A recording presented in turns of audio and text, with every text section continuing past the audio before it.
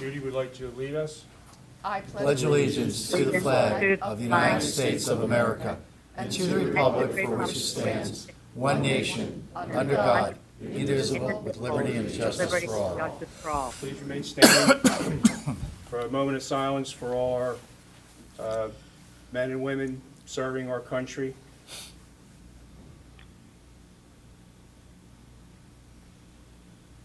Thank you.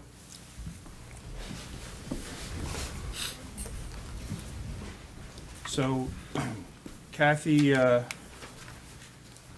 calling in. I'd like to offer the township and our personal condolences. Her mother passed away, Frances Sawicki, I believe. Zanicki. Zanicki, sorry. Yeah, Sorry, that's Kathy. okay. That's okay. So you have, our thoughts are with you and your family. Thank you. All right, so announcements. There was an executive session on Tuesday, February 4th, discuss union contract negotiations. There was also an executive session just prior to our meeting tonight to discuss an item of potential litigation and personnel matters. Other announcements, Mr. McGee? Thank you, Mr. Chairman. I want to thank everyone for their well wishes while I was under the weather. I'm almost 100%, but I'm still having a heck of a time hearing out of my ear. So if I ask for things to be repeated tonight, I'm not being a wise guy. I appreciate your patience with me. I have a few announcements. I want to start off by offering my condolences to Ms. Frescator as well. She's had a tough year with her brother and now her mother. So, Kathy, all the best. Thank you, Mark. I also want to announce tomorrow night is the Warminster Rotary Club's Foundation annual Bag and Bling Bingo. It's at the Ben Wilson Center tomorrow night at 6:30. Some tickets are still available. It's one of our 3 big fundraisers of the year for the Rotary Club. So if you have nothing to do tomorrow night, please do come out. Tickets are available online for $30 per person at warminsterrotary.org and at the door for $35 per person. It's a great event. I'll be there selling the 50/50s, and you go and there's 200 crazed women there over these bags and things. It's quite fun for the gentlemen as well. So it's really fascinating. So that's tomorrow night. And one other thing that I have, Mr. Chairman, it's time for the annual Rubber Ducky Regatta is coming up over at Kemper Park. I have tickets tonight, anyone that's interested. I already hit up Mr. Flager, thank you. Mr. Kennard, I see you looking the other way. You can look over there. Mr. Kennard, I see you looking away. He said he was going to outdo me, Mark. He wants to buy 20 times as many as I want. Thank you. That would be terrific. It's the Rubber Ducky Regatta for the Warminster Park and Rec. I've actually sold the winner 3 out of the last 5 years. So All right. buy them off of me, don't buy them off the others. And and I just want to welcome, I see we have in the room our former Township Supervisor and State Representative Bernie O'Neill. Bernie, welcome back. It's good to see you in the room. And Megan Schroeder is also here, our State Representative. Megan, it's good to see you as well. So that's all I have, Mr. Chairman. Thank you. Thank you. Mary? Hi, I have some announcements also. February is Love Your Library Month. Come and show the library some of the love in the following programs.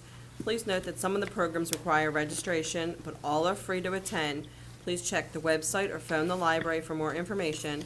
The library's phone number is 215-672-4362. There are adult programs on Thursday, February 13th at 2 o'clock. It's an identity theft and fraud. It's what you need to know to protect yourself. Monday, February 24th at 2 o'clock is preparing for longevity. It's defining and pursuing the life you want. There are youth programs on Wednesday, February 5th to the 26th at 4:30. The ABCs of code for grades 2 to 5. Try different low-tech and no-tech devices to learn the basics of coding. Friday, February 7, 28 at 11:30. Music and Motion with Ms. Nancy for ages birth and up. Sing, dance, and move with Miss Nancy, a professional music teacher experienced in parent-child music programs. Teen programs are every Tuesday at 3 o'clock with an after-school hangout for ages 12 and up. Come check out the activities such as crafts, tech toys, and more at our after-school drop-in. Sunday, February 23rd at 2:30 is a teen DIY pixel art for grades 6 to 12. Create some retro-style art at this DIY program, whether it's your favorite classic video game character, a cute animal, or even some basic shapes. Have fun designing and making small pixel images that you can turn into pins and keychains. Thank you, Mary. And Judy? Okay, I have some recreation, Parks and Rec announcements. Thank you all for buying tickets for the February 21st Wine and Cheese Designer Bag Bingo. It's sold out. You can't get any more. Discount tickets all year round for $9.50 each can be bought at the Rec for Regency Theaters. There's discount ski lift tickets to Pennsylvania Mountains on sale, and flower show tickets are now for sale for $33 each. Call 215-443-5428 to get any of these tickets. Coming up, coming up, I don't have the date, but the Egg Scramble registration opened up on February 1st. Children 3 to 10 have to pre-register, and the event's limited to 500 children. And Mark stole my thunder. The Rubber Ducky Regatta tickets are now on sale. They're $5 per duck, or $20 for 5 ducks. There's more upcoming programs at the Rec. February 19th, they have Munchkin Crafts, age 2 to 3 with their parent. American Red Cross Babysitter Training, Saturday, March 7th. Ballroom Dancing, Wednesday, March 11th to the 29th. CPR Training, Saturday, March 21st. Rock Climbing, Basic Youth Family, starting March 24th. I'm not sure where the rocks are for this, but they're doing rock climbing at the Rec.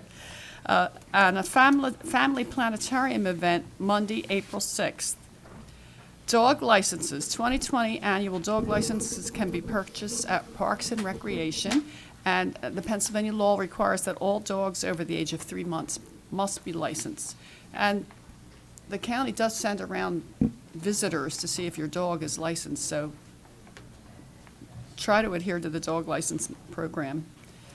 Hometown Hero banners are available for the Friends of Warminster Park. You've seen some of these banners along Johnsville Road going to Warminster Park to acknowledge any of your relatives or friends that you have lost in any of our wars. And we'd like to get these done before Memorial Day. And parks are open from sunrise to sunset. After that, you're going to be fined. So stay out of the parks after dark. So welcome to Warminster. Bye.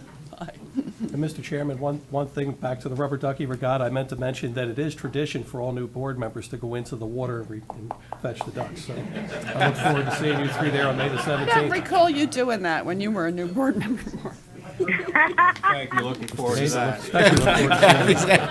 I want to just tell you Kathy too, liked the that. Ben Wilson Center is having designer bag bingo on March 27th. So if you didn't get a ticket to the recreation one, you can get one for Ben Wilson. And Ben Wilson has a great travel club for people. And coming up on February 25th is Cranberry Inn and Dinner Theater, Houdini's Whodunit. So you might want to contact them if you want to do that. Is that it? Mm-hmm. Okay, thank you, Judy. Kathy, do you have any announcements you'd like to make? Not at this time. Thank you, Mr. Chair. Okay, thank you. I have a couple new business announcements. We have 3 new businesses that came to Warminster this month. City Dermatology at 234 Veterans Way. There's a Jenny Craig office in the Walgreens at 10 York Road. And USG Insurance Services at 626 Jacksonville Road. The Township welcomes you and wishes you all the success. Okay. So I don't believe there's any presentations tonight, so we'll move to land use matters, public hearings and ordinances. Turn that over to Mr. Flagger. Yeah, good evening. Is this on? Yeah. Okay. Good evening, council. Good evening. This is a conditional use hearing application for 2020-01-299 Jacksonville Road. I'd like to give a opening statement and a brief description. of I'll what you're looking endeavor to for. be brief. I know you have a long agenda. Thank you. This is a conditional use application that pertains to 299 Jacksonville Road, which is currently a vacant building of approximately 22,000 square feet. It sits on about 3 3/4 acres of land. It was built in 1943, renovated in 2008, and has historically been used for educational purposes. For example, it's been used by the Centennial School District from 2008 to 2012. It was used as a charter school, and the Zoning Hearing Board in 2017 granted relief, I believe, to the current owner for kindergarten, daycare, and a summer camp to operate from the property. It's located in an R4 zoning district, which permits educational use by conditional use. I have with me this evening a representative of the applicant, Mr. Esposito, and he will give you a brief introduction to what the applicant does and what they intend to do with this particular property. We're going to swear him in? Counsel?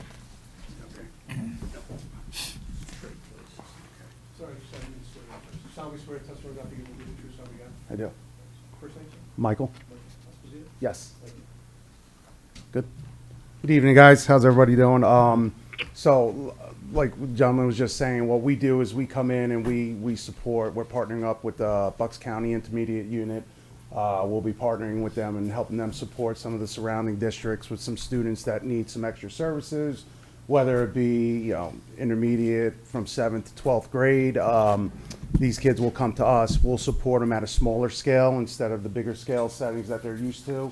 They'll be transported in, and then they'll be transported home in the afternoon. Those guys will come to us ultimately for a period of like 4 to 6 weeks, work within our model, and then ultimately transition back to their home campuses. And what will be the days and hours of operation? It'll be a regular school day, probably around 8 o'clock in the morning, dismissal about 2:30 in the afternoon. And what number of students and staff would you expect? We'll have about 1 to 10 ratio, one teacher to every 10 students. We will have about 16 staff members, and we will have, 16, and then one program director that is actually here tonight with us. And how many students? 30 students, max. And do any of them drive to the facility? They do not. So they're all provided with transportation? Correct. And are any of the students dangerous or violent in any respect? Not dangerous, not violent, just need some extra support in terms of academics.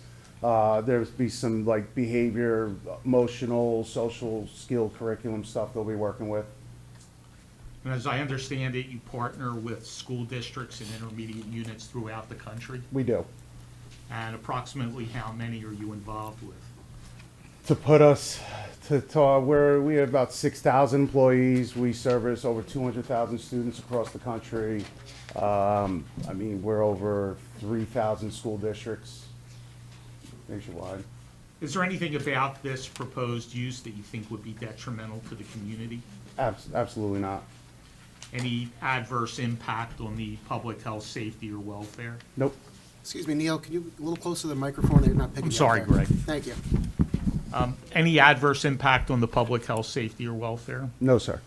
And as I understand it, you're going to take approximately 12,000 square feet of the 22,000 square feet? Correct. The left side with the gymnasium. So 6,000 square feet of classroom space and 6,000 square feet of the gymnasium, is that correct? Yes, sir. And you'll be using the gymnasium for activities? Yep. Typical gymnasium use. I have no further questions. Mr. Esposito? Anyone from the board have any questions, Mr. Esposito? No, I don't. No questions. I just have one. So the students will be coming from all over the county or multiple counties? Multiple, all the same counties that the IU services will be getting those same kids. Okay. Excuse me, so there's 10,000 square feet of building left, right?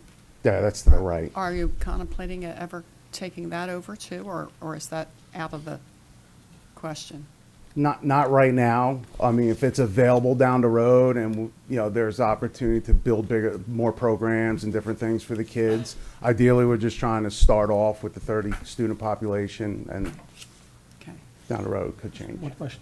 Does this have any impact on the Centennial School District? I'm not familiar with Centennial, like, that's the, yep, yep. So you service Centennial School We, District? yes, Okay. correct. Okay. What would their means of transportation be to get there? The home campus, the sending school, we'll bring them to and from. They're responsible for transportation. Any other questions? No other questions? Anyone in the public have any questions for this gentleman? I do. Okay. Anybody else? Can I ask a question?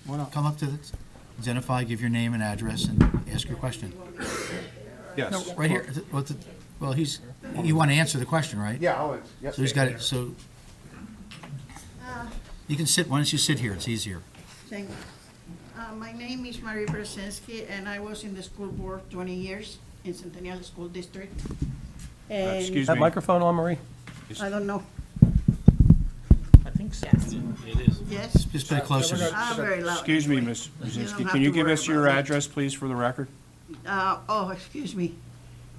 My name is Marie Brzezinski, and 2 weeks ago, I moved to 257 Barbara Lane. Thank you. For 49 years, I lived in Roberts Road. Okay? Sure. So this is my new address. He said he's going to have from 7th to 12th grade students. He says that it's going to be from several counties. Okay, we have an intermediate, Excuse me a second, just, yes. you're free to say, my question was, do you have any questions for this gentleman? Yes, yeah, I'm going. As opposed that's my to a question. statement about the whole thing? No, Okay, that's my question is, go ahead, that's why I'm going into it. go ahead.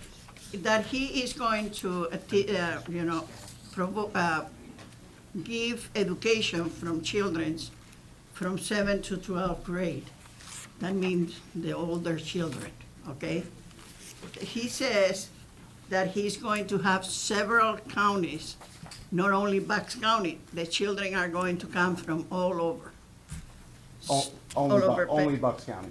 Districts within Bucks County. I apologize if that From the wasn't clear. Centennial, from the IU of Bucks, because we have a big Bucks County intermediate unit. Correct.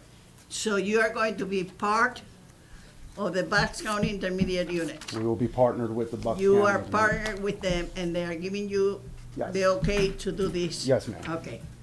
So my question about all this is, definitely,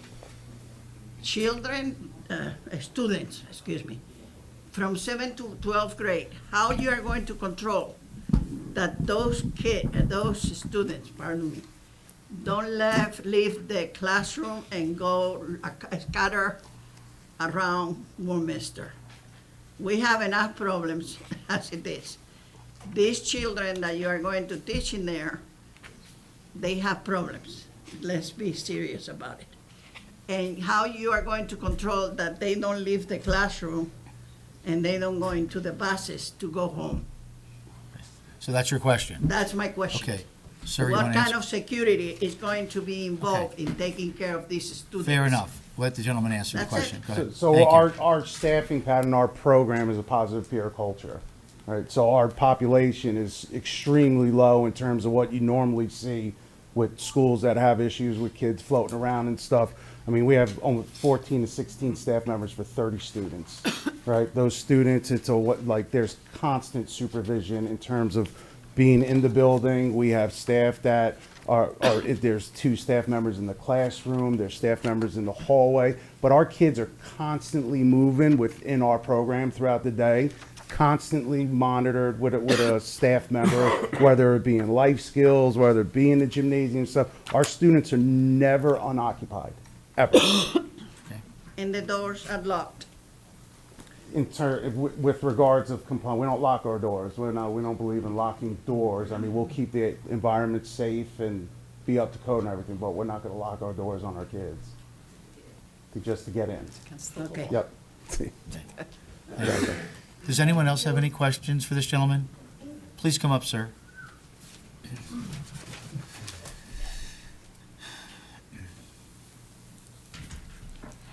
My name is John Boyle. I'm the managing director at Warminster Heights Homeownership Association, and I'm here on behalf of my board of directors and the residents of Warminster Heights. Would you give your address for the record, please? The address is 75 Downey Drive. Thank you. One question was, just to piggyback on this young lady's question, was about the security. There was a school at one time at Warminster Heights in that same exact location, and there were a lot of negative issues there. The kids would not go to school, and they'd go traversing through the community. They'd go up to the commercial units. Back then, it was just the deli. They'd hang out there. They'd smoke pot or whatever else. This is directly from my chairman. He asked me to bring this to your attention. So is that your question? That is the question, yes. So your question deals with security? Yes, that's the first question. Yes, sir. Yeah, so when our kids come in, our staff will be posted up. So when that transportation comes in, our staff is there to greet. Our directors are out in the front. Like I said, there is no time where kids are brought in unoccupied or supervised. Once those kids get dropped off, they come right into our building. We do attendance calls every day. We're notifying parents whether the student's in school or out of school. So there's just constant communication. We have a pulse. We do our morning attendance rolls. We do our midday attendance rolls. We're always checking, making sure that everybody's in place, where they're supposed to be. So there's just constant supervision. If I may, one additional question, course. follow up. And the point of contact for, say, myself to the school on any given day for any given reason? Mr. Brian Freeberg, he will be the program director. He's standing right here. Okay. Yep. And my last question is dealing with transportation, and that intersection of Jacksonville Road and Van Horn is it's going to be a nightmare. And I'm not the sky's falling type of thing, but if there are buses coming in and they're now double parked on Van Horn, now you have SEPTA buses coming down because they come right down Van Horn, off of Jacksonville Road, onto Jacksonville Road. There is no parking there, and it will be an absolute nightmare because I've already seen it, not with double parked buses, but other cars that are parked, they're not supposed to be there. So my question is, how are you going to resolve that? Like I said earlier, it's 30 students, so we're not having big yellow school buses pull up. There might be one that shows up, but I mean, the way that the operation is going to look is they're going to pull up. Our staff is going to be ready to greet students. They come in, open the door, kid comes off directly into the building, they go. There is no stopping, parking and stuff. Those folks are going to get dropped right off. Yeah, I promise my last question. There is a small parking lot there. Yes. Is that enough parking? It suffices for us, yes. Yes. Thank you. Thank you for your questions. Anyone else have any questions for this gentleman? Is there 25 parking spaces from what I read? 25 parking spaces. 25, that's what I read. Thank you. I think that seems to be efficient. Did I read that correctly, though? There's actually 50 parking spots, but 25 were proposed or in use? Right. That's the way I read that? There are 25 that are striped. You could probably fit 50 cars on that property if you striped everything. Okay. Okay, thank you. I think that is sufficient. Thank you for the answer. Do you have any other witnesses? I do not. Okay. Would you like to sum up before we close the hearing? I would just like to say, this is an organization that partners with school districts and intermediate units all over the country. They're well-known for this type of operation. They do it very well and very safely, and there's no reason to believe this will have any adverse impact on the community. In fact, it should be an asset to the community, given what they do for these students. Thank you. And you, okay. I'm not stopping anyone from asking questions. Okay, go ahead. Absolutely. I missed the beginning. I don't know who's funding the program. Is this excuse me. Just give your. Oh, I'm sorry. Donna Just give your name Hacker, and your. 1075 We know you are, but Birch just give your Road. name and address. Donna Hacker, 1075 Birch. I missed Thank the you. beginning. I don't know who's funding this. Okay. Is Is that your question? Who's funding and it? are we going to expect a tax increase to fund this? I'm just curious about that. What am I asking? We're working with the intermediate unit. That's what will be funding us. Yep. Will our taxes go up because of this? No. Just to pick, if I could say one thing about the whole community thing, I understand, I've been doing this for over 20 years, and I get it with the community. Like we were just saying, we're very adamant, and our community program and our outreach programs that we instill in our programs, we like to be involved. We want the kids being involved. I think it's going to help them down the road as being citizens in communities and stuff. It's a big piece of our program in terms of transitioning kids back home to their home campuses. So I just let folks know we're excited to be a part of your guys' community. Thank you. Any other, before we close the hearing, are there any other? Yes, sir.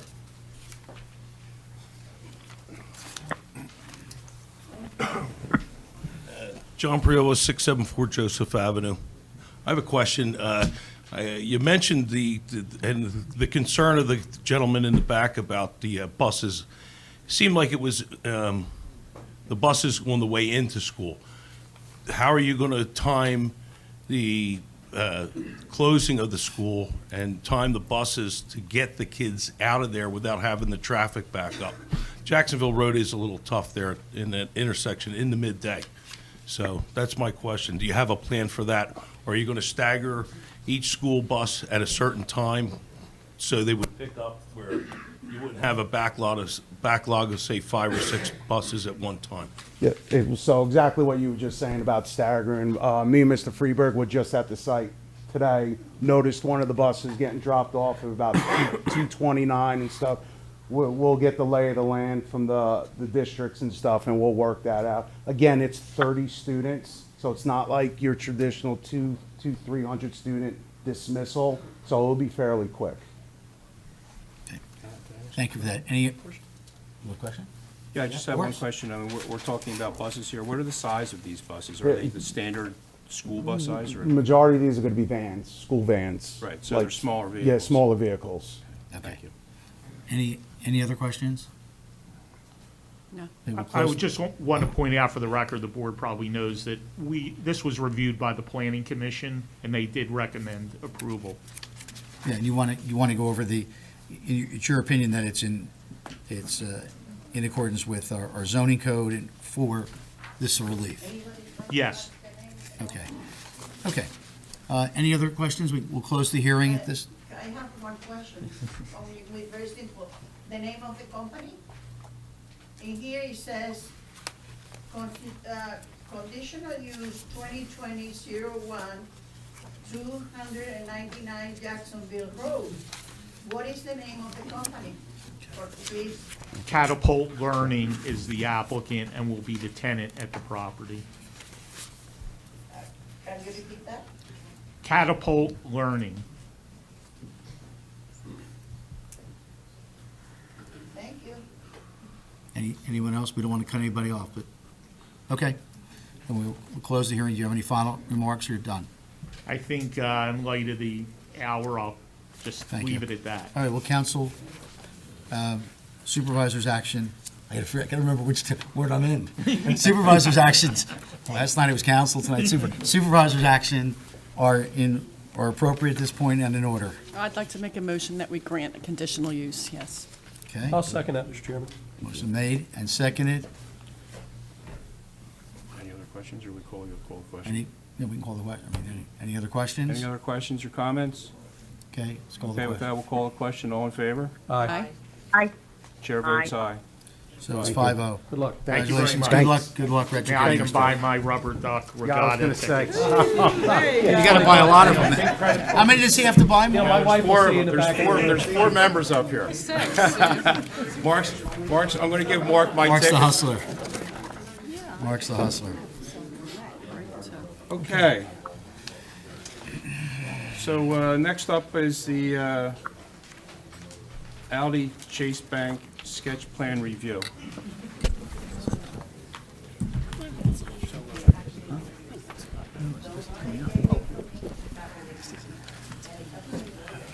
Good evening, folks. My name's Greg Davis. I'm with the Saul Ewing Law Firm. I'm here with Josh Sewell from Dynamic Engineering for Aldi. We're here tonight to talk about a project at the corner of the southwest corner of Street Road and Newtown Road, that intersection, formerly an Oldsmobile dealership decades ago. It's been, 4 decades, it's just been a parking lot. Aldi's proposing to construct a roughly 20,000 square foot Aldi supermarket and a 3,100 square foot bank with a drive-through on the property. The property's just under 5 acres, 4.75 acres in size. It's zoned C1 commercial, where supermarket and banks are permitted by right. And we are here in the context of a sketch plan. We have to go to the zoning hearing board for some variance relief related to signage and to the drive-through. But before we did that, we wanted to give you all a chance to see, share the concept with you, get some feedback from you before we move forward with that application. So with that, unless there are any, oh, and I do have a letter of support. Our nearest neighbor is Craven Hall across Newtown Road from us, and we do have a letter of support from them. We've shared our plans with them, and they've support, so I can pass that up. I don't want to misstate what they're saying. Maybe it's not a support letter, but it's a no objection letter. Thank you. So with that, I'll turn it over to Josh. He can walk you through the plan, and we're happy to hear and receive any feedback that you may have before we move on.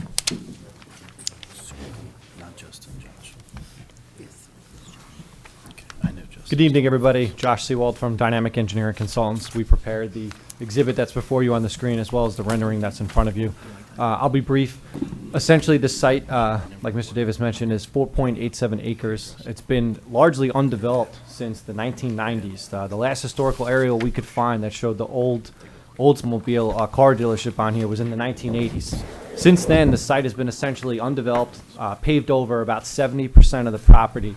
If you go out there today, there's pavement, some broken concrete pads from the old building foundations, essentially been open for quite some time. Aldi here, the applicant, also the person who will be leasing the land from the owner, is looking to construct a 20,000 square foot grocery store. It's located in the back with the Aldi logo. And up front, we have about a 3,000 square foot Chase Bank with drive-through. The site was designed and laid out when we first started off in the rear. We have residential neighbors behind us. So the first thing we looked at in the SALDO and the zoning ordinance was to make sure that we complied with the rear yard setback as well as the residential buffer. The next thing we did was moved forward. We chose the Aldi prototype that had the loading dock actually on the side of the building and not in the rear. So essentially there would be no impact from the grocery commercials use to the rear for our neighbors. Moving forward then, we have about 115 parking spaces, which complies with your standards. That's enough to support the Aldi as well as the Chase Bank with the drive-through.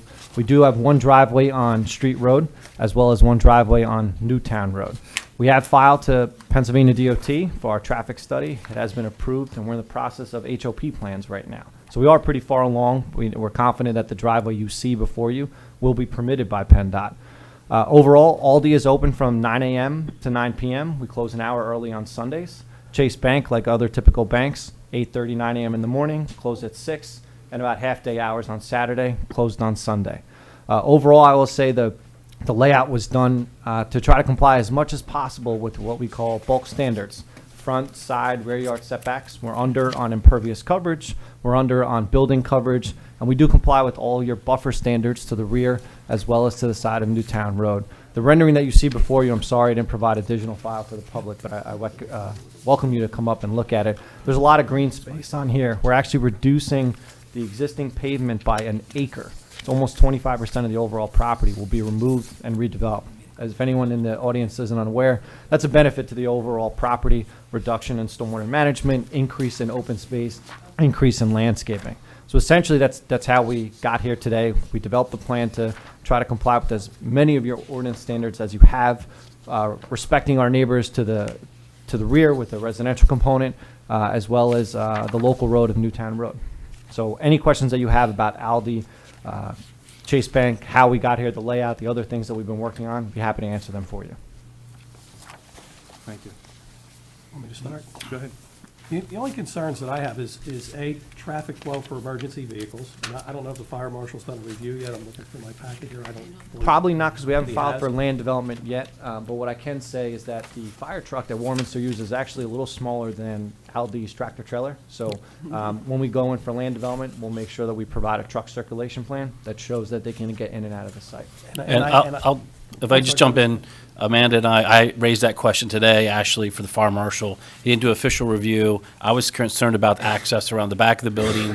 It appears that he will not require that based on the apparatus they have. Okay. And the layout, in general, is okay with him now. Would he'll be compliant with the fire marshal? Yes, because I was concerned about that would push the building forward. That would really mess up the entire layout. So Amanda confirmed that for me today. I think you'll be okay. There may be some minor changes, but nothing significant to move the building. Okay. Now, am I saying that sketch right? Is there a sidewalk proposed along that property? We do. Back in October, I would say we met with your professionals, kind of a pre-TRC meeting. And one of the items they asked for was a little bit more pedestrian-friendly site. So we do have a sidewalk along Street Road and a couple sidewalks that go into the site. So if you were walking or riding your bike, you can come onto the Chase Bank or the Aldi.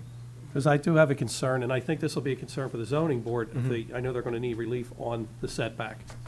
So I know if they grant the relief for the setback, are we going to see some landscape along there, or is it just going to be a sidewalk? And Are you talking about the parking setback? Parking setback, Yeah, I apologize. because no problem. We do comply with the building setbacks. The parking setback, it requires a 50-foot setback from the roadway. The existing parking lot that's out there, there is no buffer. It's zero. So Right. it's an existing condition, I would say. Right, and this is the only chance we get during development to get what the board would like to see there. Absolutely. So what I will say is we are 25 feet from the Chase Bank parking to the right-of-way line, and then we're about 9 feet from the Aldi curb line to the road. So we will, I know this doesn't have landscaping. During land development, there will be much more landscaping on there. So what we anticipate is most likely a row of shrubs along the entire frontage. So when a car parks, whether it's 50 feet or 10 feet, you would be blocking any kind of headlights that would be shining onto Street Road. That's good landscape engineering design. I just have a couple more, Mr. Chairman. with your permission. Yeah, please do. That's why we're here Am I tonight. seeing a decel lane also going into that driveway on Street Road? We like to call it a right turn lane, but yes, essentially it does the same thing. So if you're driving on Street Road, you can slow down, pull into the right turn lane, and go into the driveway. Because the only other concern that I have was the ones that I raised already is traffic. That is a tight intersection with really no room to improve, to widen that intersection. I really actually appreciate you bringing that up. I'm going to start sounding like I'm in front of land development, so please stop me if I get too much into the technical capabilities. But one of the benefits of the uses you see before you, we're in the C1 zone, we're permitted use, but these two uses are actually low traffic generators compared to what you would typically see from a retail. Like I testified to earlier, both uses don't even open till 9, which means that whole morning peak rush hour period, we're not impacting at all, which is great. But I do agree with you, Street Road has traffic on it, of course. Right. So we submitted our traffic study to PennDOT, and they have approved it, meaning that the traffic that will be coming out of our site onto the roads, they're okay with it. Okay. With that, though, the driveway on Street Road is somewhat limited. No lefts in are allowed, and we have to upgrade the signal timing and bring that signal to ADA compliance. So there are some improvements that we're doing, but they are okay with the development program. Okay. And as I'm sure everyone knows, the bank doesn't generate a lot of traffic anymore. It's not like it was in the 80s or 90s with mobile banking and deposits now. You generally have more of the safety deposit. Maybe you're going in for a loan. So their traffic generation is pretty low. Okay. Thank you. That's all I have for tonight, Mr. Chairman. Thank you. I have a question. Yes. Mr. Chair, I have a question. Yes, go ahead, Kathy. Okay, so the delivery trucks that come in, will they be coming in on Newtown Road too, or just Street Road? No. So our land development plan will have that truck circulation, but how it's designed right now is they will be coming along Street Road, make a right into the Street Road driveway, pull in front of the Aldi, and then back in. If you take a look at the Aldi prototype, their loading dock is a 4-foot sunken loading dock, and the back of the truck will then line up exactly with their building. Once it unloads, it will then pull straight and go right back out on the Street Road. We have no intention on impacting Newtown Road. That's great. Thank you. Thank you for the question and the answer. Thank you. No problem. Josh, can you talk about the seal that's created as well when the truck backs up, the truck unloads, backs up to the building, seal that's created, and therefore disguises any noises that might otherwise be audible? Certainly. Again, the Aldi prototype is as efficient as possible, where you see some other commercial shopping centers just have a striped space in the back. They open up the door, you hear the mechanical unit come down, the dolly. Aldi doesn't work like that. It operates almost like that portion as a warehouse. It's not a warehouse, but that's what the dock is. It's a commercial industrial level dock door that opens up, seals against the truck, and then inside the building you'll have your dolly roll in, so everything looks like it's all part of one. It's an extension of the building, essentially. So everything seems in-house, so you don't hear anything while you're outside. Lost the picture. Okay, so you're going to actually be removing some impervious surface? About an acre. So About we're an reducing acre. significantly the impervious coverage on site. Okay. Um, And that should Are we help. going to have trees? How about trees? And not I just can shrubs, hear him, sorry. Trees. Again, we don't have a landscape plan yet. That's part of land development, but out there today, there's essentially no landscaping. There will be a significant landscaping investment as part of this overall project. Okay, They're, thank you. they're required a 25-foot buffer. They do have that shown in their sketch plan, but Correct. the actual details of that, this is just at sketch plan stage, so. Okay. But they Thank do you. show the 25-foot buffer. Okay, one other question. You've done your due diligence here, so the environmental concerns, if any, were addressed? Yes, Mr. Hayes, as all these due diligence, before we even got to this level, we always look at zoning and we look at geotech, and the other item we always look at is we prepare a phase 1 environmental site assessment, and it showed that there are no what we call RECs, recognized environmental concerns. The property over decades essentially has been cleaned up to the point where any old underground storage tanks with the former car dealership have been removed from the property. So we're happy to provide that phase 1 for the board or all boards that we go before and show that it is cleaned up to the standards. And you've done test borings as well? There's no solvent, chlorinated solvents or anything like that there? We have not done testing of the, we have not done testing new borings. We have reviewed monitoring wells that were previously on the site to show that the levels are below PADEP standards. Okay. So that phase 1 shows what was previously on the property and the data that had to have been submitted, but our office did not prepare new borings or new testings of the soil. Okay, thank you.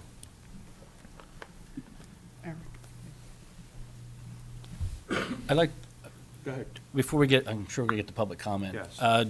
This isn't your typical process, just, we have a lot of new people, the residents probably going to ask questions. We did have a staff meeting. Because of the variances in the size of the project, staff recommended they come in front of the board to kind of get a feel and temperature of everything. They've, in the meantime, have actually, this is a much more detailed sketch plan than I usually see. They've done a lot of work. I don't want anybody to think they're moving quick. They just had a lot of time in between their staff meeting. They have some good professionals, know what they're doing.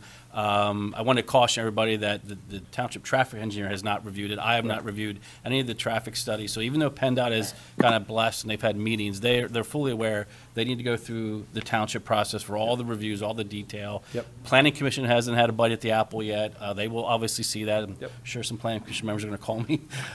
So we just wanted to, before they go to the zoning hearing board, if they get relief, then they're going to prepare their plans. Yep. Get all the details worked out, go to Planning Commission, have reviews by professionals.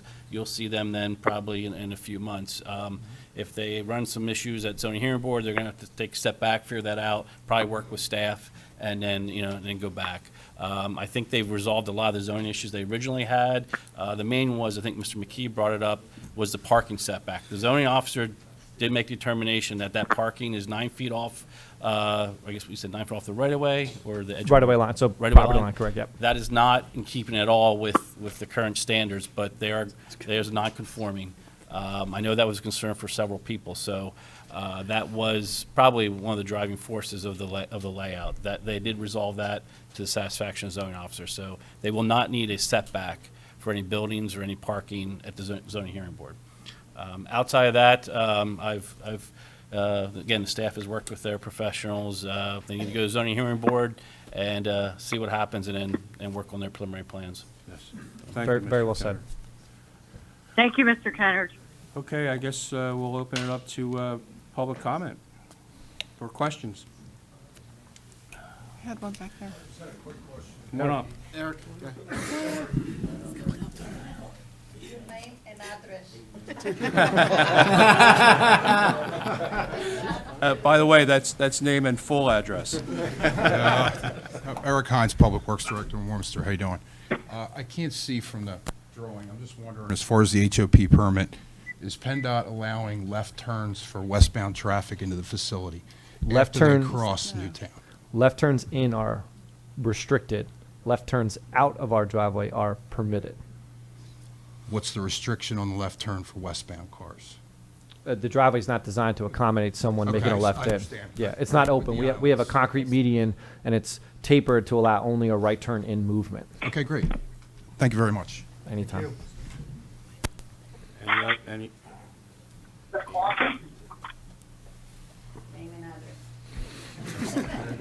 Hi, Amy Sanchez, Hamilton, 396 Hancock Road.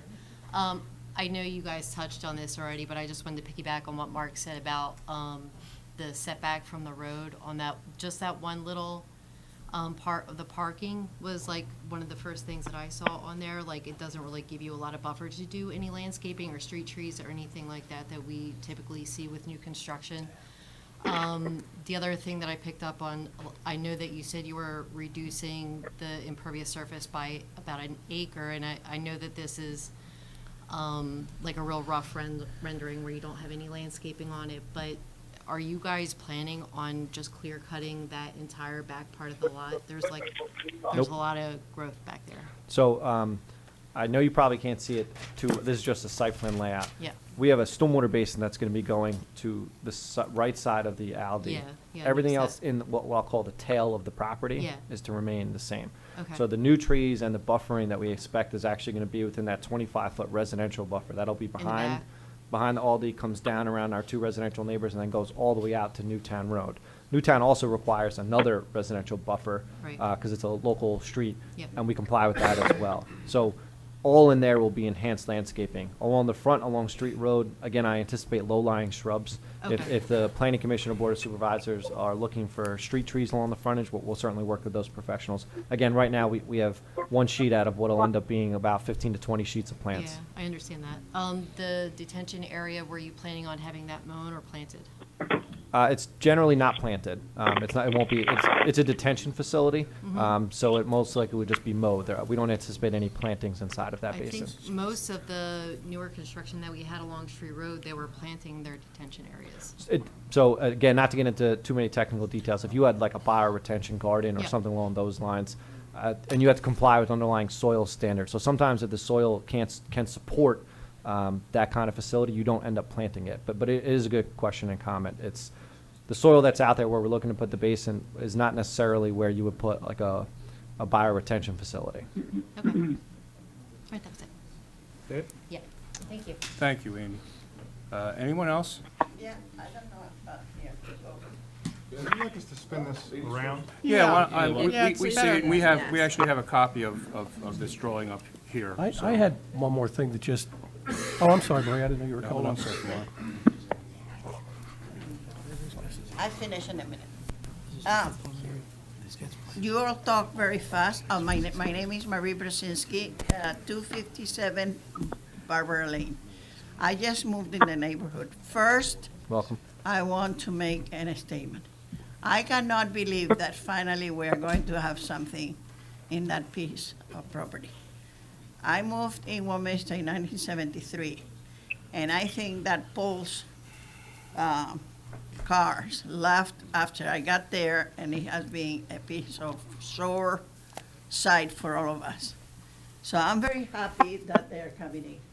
But I want to remind you that if you look at Costco and all the trees, makes it beautiful because you are driving on a street road and we are not in selling. So please, a million trees, we all know Aldi will be there, the bank will be there, make sure that it looks very presentable. And I thank you very much because you are coming and I don't want to be messing with you. But make sure you copy what is happening with Costco. Please make it very nice. That's all I wanted to say. Thank you. We don't want to be messing with you either. You don't want to, but trust me. You have no idea. I just got off of her list, and I was on it for a couple of years. I'm so grateful to be off. Mr. McKay, I believe you had a question as well. Yeah, I had one more question. For the last few developments that have come in along Street Road, commercial developments, we've required a sound fence along the back. Has staff discussed that with you at all? Craig, you know what I'm... Yeah, we do that for the menu boards, the drive-throughs, that's worked really well, but You the don't only think it's drive-through is out, warranted here? is out front at the bank, so. It's going to be a very passive part Yeah. of the building. There's not going to be any activity And, back there. and just so everybody's aware, I know there's a lot of landscaping. Your ordinances are extremely tough on developers. In fact, most times they can't even plant all of it, and I know that you hear about tree fees and whatnot. Right. They require a buffer. I'm fully aware the residents are there. They're gonna comply. Street trees are required. They're required to buffer even the shrubs along the parking area out front, the whole way around their property. So typically, we actually almost run out of room for all the landscaping, so it will not be a problem. You don't think a sound fence will be warranted for back? We could discuss this at land development, don't get me wrong, but it's just something that came to mind. What's the distance, Josh, between? A minimum of 25, it jumps Maybe to not a sound fence, but some type of, we can look into the fencing. I don't see an issue with it, but if residents come out and we have some issues at planning commission, sure, we can look into that. The sound fencing is, I mean, it's not, it's a wall, it's not a, So I do a lot of commercial development, and sound fence, I do agree with Mr. Kennard that that's more associated with maybe a 24-hour use and something as a loud noise associated with it. Aldi's 9 to 9 and everything is enclosed inside. I don't think you'll hear more ambient noise driving on Street Road than you'll hear from the Aldi for Right, that. So right. we're open to, most likely will be double row of evergreen screens along that 25-foot with then additional plantings in front of it, possibly working with the neighbors with a regular fence for screening, but I think a sound wall may not be appropriate for Yeah, and we could... I actually, since you mentioned, I was going to bring it up anyway. I would recommend some type of solid fence, not your sound fence, but you're going to, no matter what, the floating bags, the trash, I don't care who you are, there's going to be that. It's always an issue, always a complaint for the staff. So maybe some type of fencing around the rear perimeter. I don't think you have you have a lot of open space in the basin in the back, but along the residence, along the rear and the side, we can work on that. Maybe reduce a little bit of landscaping and do a fence so they can fit it all in. Would be more appropriate than a And sound. I know Mr. Fleischer from Craven Hall is not here tonight, but I see some people from Craven Hall here. Whatever you want out of these guys, now's the time. Any off-site improvement across the street there.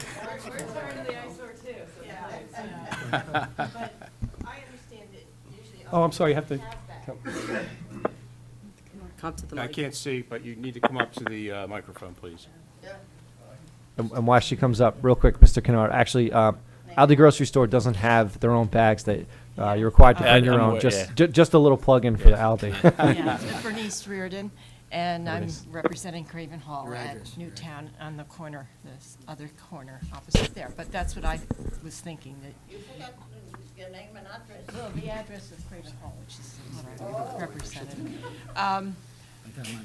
The things that do blow around there are a problem. And there's a fencing now, but there won't be fencing on that part of the street later, will there? Correct. And you don't have bags. Well, Aldi does not, don't get me wrong, you bring your own bags to take Right. the groceries out with you, but they don't have plastic bags or paper bags. You're supposed to bag your own groceries. Yeah, I mean, that's a plus. Environmental plus, yes. Yes, okay. And then I had another thing that's probably further down the line, but is the driveway going to be opposite the driveway at Craven Hall? I don't believe so, no. And I wasn't sure whether that's actually No, it's better offset a or little bit. worse with, It is offset a little bit. okay. That's your, we have your drive right here, gravel drive. Oh. And there's another asphalt drive. Yes, that's the township ones. Okay, I didn't know whether some of the highway tests and stuff think that that's better or worse to have them opposite each other. Newtown Road is actually under the jurisdiction of Warminster, and when we submit for land development, Mr. Kennard, as well as the traffic engineer, will probably comment on all aspects of site as well as the traffic. So if they have a concern with that, it'll come up at that time. Again, the traffic generation from an Aldi and a Chase Bank is incredibly low compared to other commercial facilities that you see along Street Road.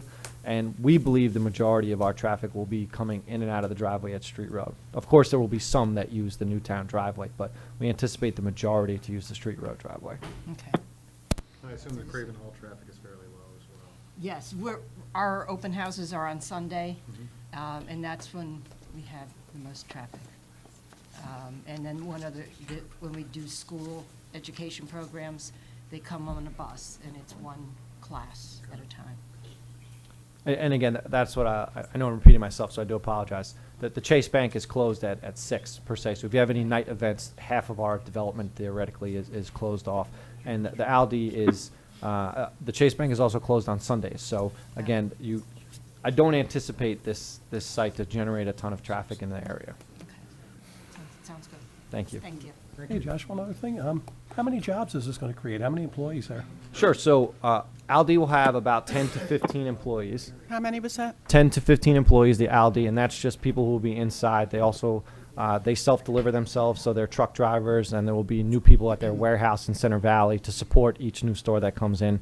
And then you have the Chase Bank, which honestly you're probably looking at 2 to 6 people depending on shift. As the higher shifts, you'll have maybe a branch manager or a regional manager stopping by, but generally a couple tellers and then someone in the loan office. Thank you. I have a question. What time of the day would the trucks be delivering? During store hours. And so the Chase Bank doesn't have any trucks.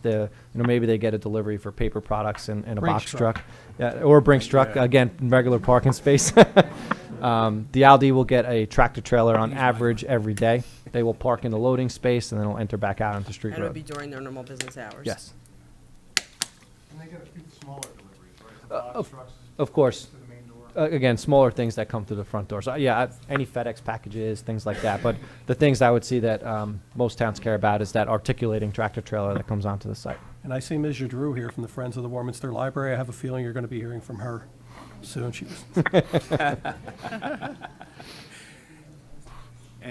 John?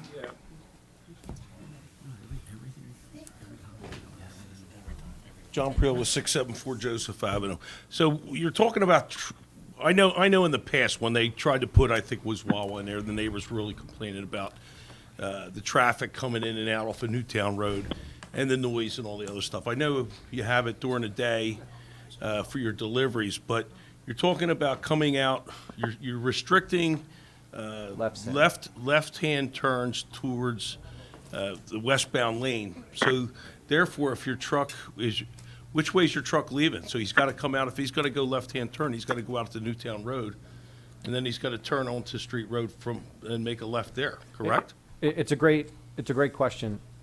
Aldi's trucks don't deliver to one store in one single day. They're on a route. They hit multiple stores, and when they do a site plan, before we even get before the board and land development, operations is something that's very important to Aldi. We knew going in that we were not getting a full movement driveway here on Street Road, so we had to work with Aldi's operations that the truck would come right into Office Street Road and then right back out, and it would continue down Street Road to get to the very Okay, next so store. it's going eastbound after it leaves? Yes, That's sir. what you're saying. So you set the route up so it would accommodate it that way, so you wouldn't come out on Newtown? Because Newtown's kind of tough there on that side. I don't want my You get- tractor trailer coming out into Newtown. Yeah, okay, I understand. So therefore, then the customers that are going to come in are going to make the left, they're going to go to the Newtown exit and then make the left-hand turn. If they wanted to go westbound. If they correct. want to go westbound, which is a safer exit because it's got a traffic light. So Correct. that's okay. I just wanted to see where you were sending the trucks. Absolutely. Okay. Thank you. Thanks, John. So we're getting into a lot of land use. and, Yeah, land development, yes. Yeah, so, I mean, personally, for me, for 25 years, I've seen a vacant lot with weeds and probably invasive trees growing out of the asphalt. So it'll be a nice improvement, and I do agree that, shrubbery and landscaping to beautify the area, along with what you're doing, is great. I appreciate that. Thank you, Mr. Chairman. Yeah, I'd like to say too, I had a lot of comments on the street about, do something with that building. Can somebody please do something with it? Vacant lot, they Yeah. hate it over there. Been a long time coming. Yeah. And I will say I live in that area, and it is a bad eyesore. And folks love Aldi, so they'll be very happy. Thank you. Commercial. There's a plug for Aldi. Yes. I had several concerns, but you've addressed quite a few of them for me tonight, so. Thank you, Mr. Sweeney. I'm on board with you moving forward. Yeah, I would have to agree with that. And good luck with zoning. I appreciate that. We'll be filing the zoning hearing board shortly, and I anticipate in a few months we'll be back before you guys again.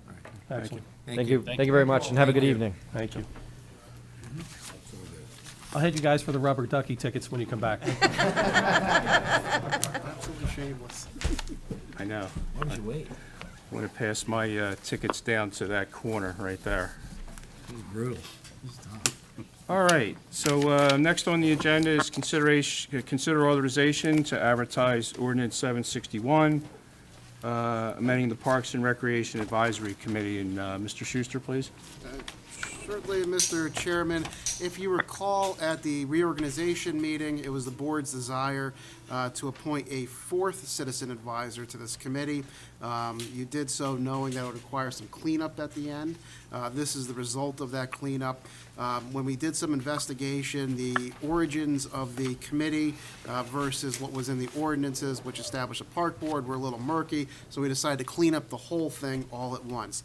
So essentially, this does add a fourth person as a citizen advisor to the Park and Rec Advisory Committee, formally establishes that committee in the ordinances, removes any and all mention of the park board, and takes out all the references to that in the code. The references were either directly removed or substituted with the Board of Supervisors. And if the board is inclined, the appropriate action would be to authorize the advertisement of ordinance 761. I'll move. So moved. Second? I'll second. Okay, any questions from the public? Any questions, comments? Okay, seeing none, we'll call the question. All in favor? Aye. Aye. Chair votes aye. 5-0. That's funny. Okay, now we'll open it up. There's a lot of people come out in the rainy weather. So next on the agenda is public comment.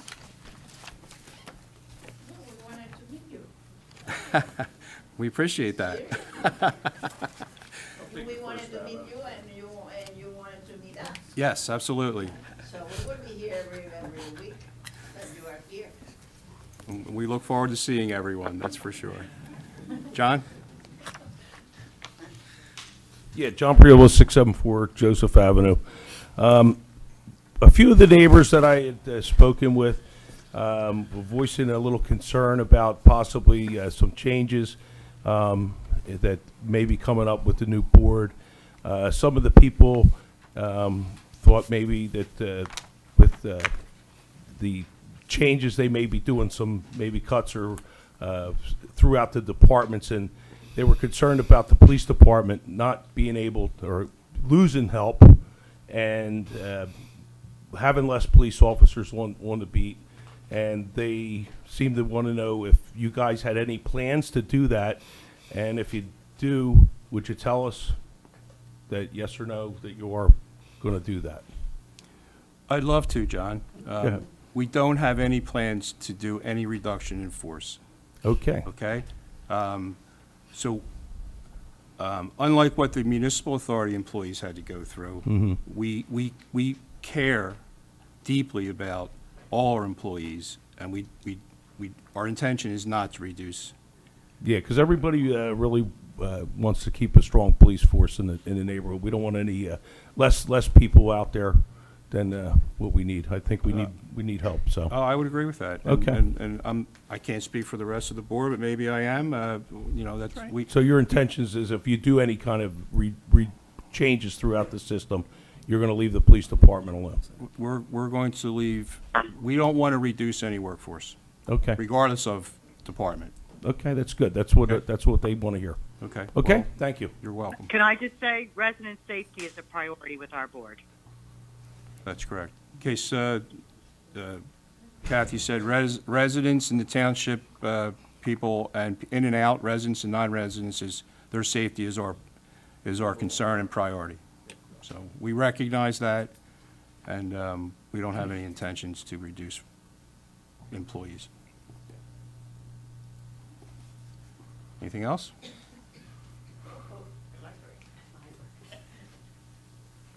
More money. Hi, my name is Jerry Shadrew, and I live at 462 Gibson Avenue. And I'm here representing the Friends of the Warminster Library. In particular, I want to PR a fundraiser that we have coming up.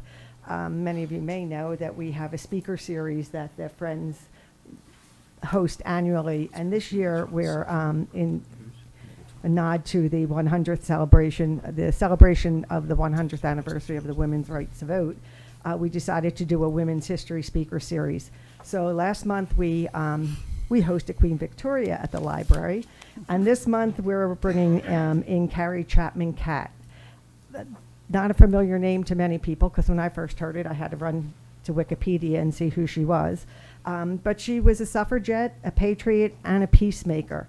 She worked side by side with Susan B. Anthony. In fact, she succeeded her as president of the National Suffragette Movement. But that was only one portion of what she did.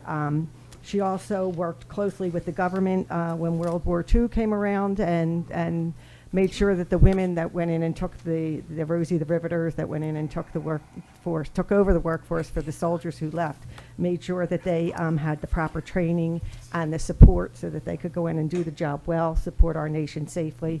And then when she was done with that, this lady had a lot of energy. She went on to found the League of Women's Voters. That legacy that she left has had an impact even to today, and the goals that they so important goals that they do for our nation. So anyway, Carrie's coming along on February 2nd at 2 p.m. at the library. As I said, we're celebrating the 100 years of women's right to vote. So we'd like everyone to come over, if at all possible. You said February 2nd. February 22nd. Thank you. So I'm trying to talk fast to get that 3 minutes in, and thanks for correcting me. I appreciate that, Judy. So Sunday, no, I'll get it right. Saturday, February 2nd at 2 p.m. 22nd. Relax. One more Don't worry time. about the 3 minutes. One more time. February 22nd. It's written right here in front of me, too. Saturday, February 22nd at 2 o'clock. Did I get it right? Yes. Yes. Okay, the cost is $10. We hope everyone can come out with the hashtag #GirlDad going around. That would be a wonderful outing for some dads to bring their girls and everyone. So hopefully we'll see you there. Thank you. Yes, thank you. Jerry, before you go, I want to wish you congratulations on your recent retirement, too. Oh, Hope thank you have many, you. many years of health and happiness. So in do I, retirement. Mark, but I appreciate that. Thank you so much. And you saw my email with the happy hour every day. I right? did, I Okay. know. I'll You'll hope to see me you there. Happy hour every day. He's so bad. It's only been 100 years, huh? That's And the majority of the board are women. That's right. It only took 100 years That's to right. get a Took majority of 100 women years on to the get board. here. That was one of the things I was thinking, not only on the board, but we have Amanda as the Assistant Township Manager, and Tracy Reed over at the library, our director, is there, as well as Karen at the Parks and Rec. Right. So it took us 100 years to get there, and we're kicking butt here while we're here, so. That's great. Thanks very much. Any other public comment? Okay, we'll move on. Up. Oh, sorry. Somebody else? Okay. Dave Housechild, 1419 McGuire Lane. Mr. Chairman, first and foremost, Kathy, I'd like to express condolences from me to you on the death. Thank you. not Thank a- you. She's a friend of mine. Just a couple things. It's kind of a twofold question. In January, we needed 19 mil. And now coming in February, all of a sudden we need 14 mil. I don't understand where that's going to be coming from and how that was derived. And the second part of that is, if the 14 mil does pass, when does the fundraising, I can't remember the word now. I'm a little nervous. Take your time. Relax. Wait, I wrote it down. Just a second. You're not the only one that has a cheat sheet that comes up to the podium. All right, just a minute. I wrote it down. When does the fund balance run out? If in fact the 14 mil does pass. Okay, the 14 mil, if the 14 mil passes, which I believe it will, we don't anticipate the fund balance ever to run out, because we've taken a good look at this, and we were going to get to this. This is actually a little bit the cart before the horse here, because Well, it's a question that I had because it kind of threw me off because all Yeah, of a well, sudden in a originally month it the nine- changes 5 mil and it just didn't That's make correct. any sense. So originally, we went to 19 mils based on the original budget, but we had another look at things, which we promised to do. Okay, so we believe that the 14 mils, first of all, the 19 mils, I live here too, and that's I a understand. significant tax I hope it raise. was an exaggerated amount. Well, it was not an exaggerated amount until we actually went into the budget and looked at it again, and we figured out creative ways to move things around, and the general fund is the problem, okay? Right. So we've figured out ways, we're going to look at enhancing revenues, and we're going to look at controlling spending, and we believe that 19 mils will cover it, and we will not, 14 mils, excuse me, 14 mils will cover it, and we will not exhaust the general fund.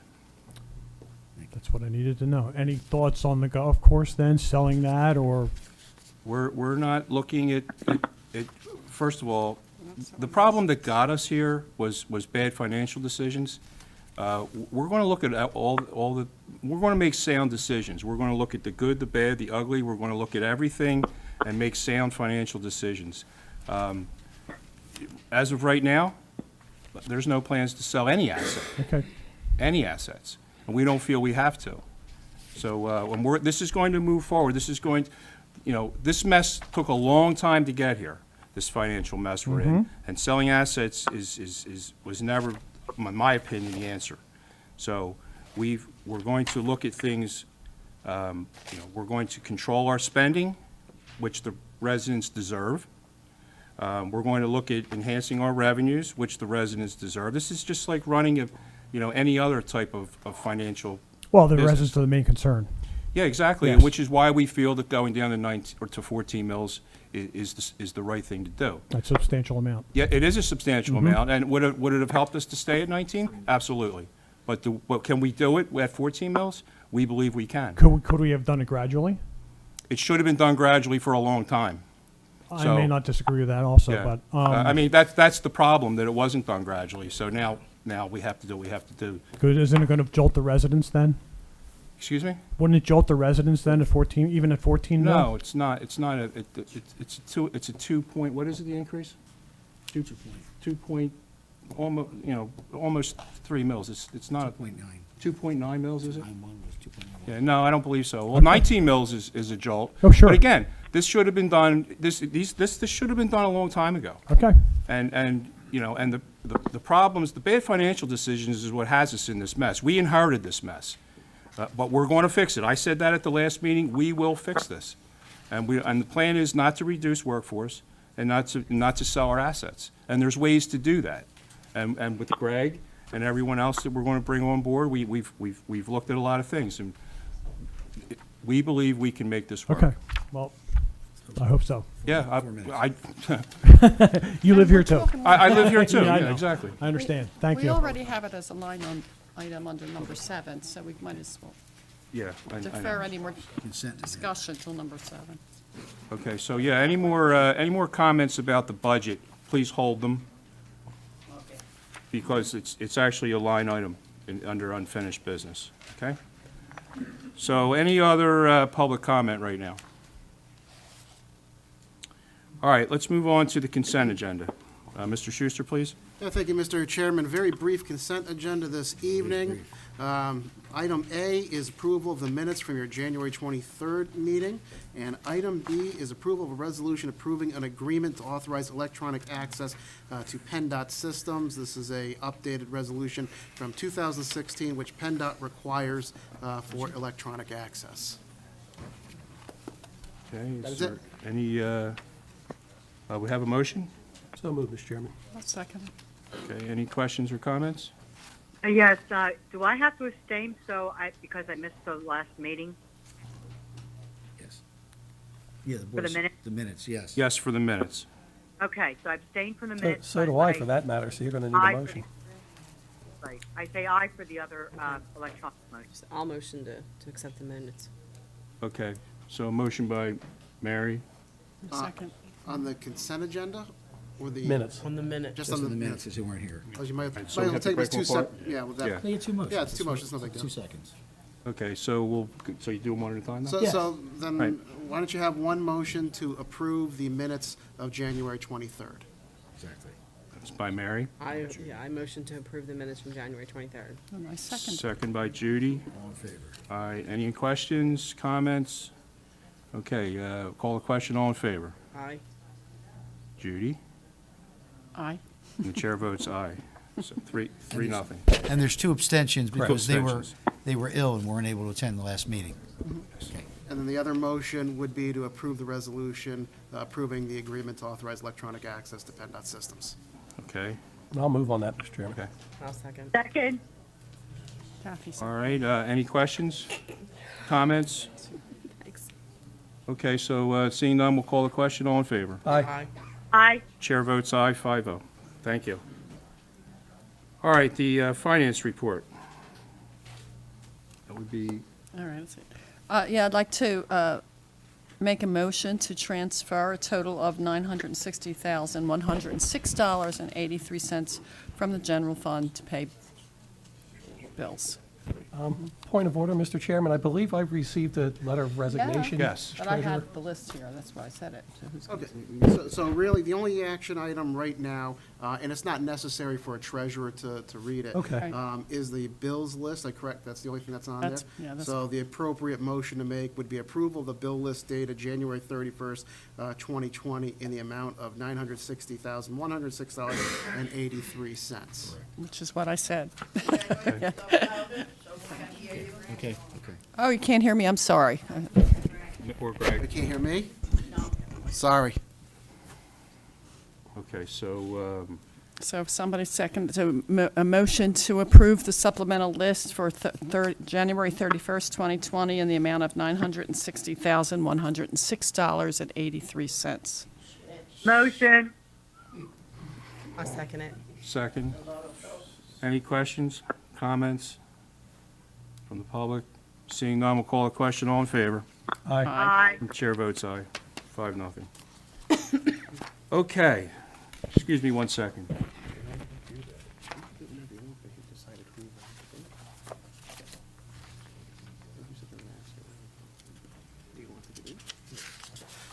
So, Mr. Chairman, the position of treasurer has become vacant. If the board is so inclined, you can make that appointment this evening. As you know, both myself and the finance director are already bonded. You had previously appointed the finance director, John Marcarelli, as the assistant treasurer. You could either appoint him as treasurer, we would have to move the paperwork around, or you could appoint myself as treasurer, whatever the board so inclines, so wishes to do. I'd like to make a motion that we appoint John Maccarelli as treasurer and Greg Schuster as assistant treasurer. I'll second that. Second. Questions? The only comment I have is I have a strong personal belief that the treasurer for this board should be a board member. I do. I know it's a saving measure that we don't have to pay for bonding, but that's just my personal opinion. Yeah, and I don't necessarily disagree with that, Mark, but at this point, it's a bonding, we're not going to pay for another bond for someone. So at this moment, I think I'd like to see it just stay like that. It's cost savings. It's a cost savings, and even though it's not much, they all add up. Okay, any other questions or comments? So, seeing none. You have to Was it vote. second? Oh, First second? yeah, there was a second. Was a second. Second? Kathy and I both Okay. said it. Questions, comments, vote? Yep, I went through that. No questions or comments, so, Bob? Good evening, Bob Welsh, Hollowell Avenue, Warminster, PA. Full address, please, Bob. 565 Hollowell Avenue. Thank you. In regards to the treasurer, is there not a $500 payment to the treasurer? What would happen to that? When it's a staff member, it is not a payment. Save that too. Okay, all right, thank you. You're welcome. Good question. So there's actually, that was a great question, Bob, because Great there's actually an additional savings. Great question. Great question. That's a good one. Okay, any other comments? Questions? Okay, so call the question, all in favor? Aye. I'm an aye, Mr. Chairman. I'm a reluctant aye. You know how I feel. Yeah, I do. I understand. And the chair votes aye as well. Thank you. And, once we get our fiscal house in order, we can certainly look at that again. And I would be more than happy to change that. So thank you. Okay, unfinished business. Consider approval of Resolution 2020-14, the tax millage. Mr. Schuster, please. Yes, Mr. Chairman, as requested, the resolution was prepared to adjust the mill rate. The resolution would approve the mill rates as follows.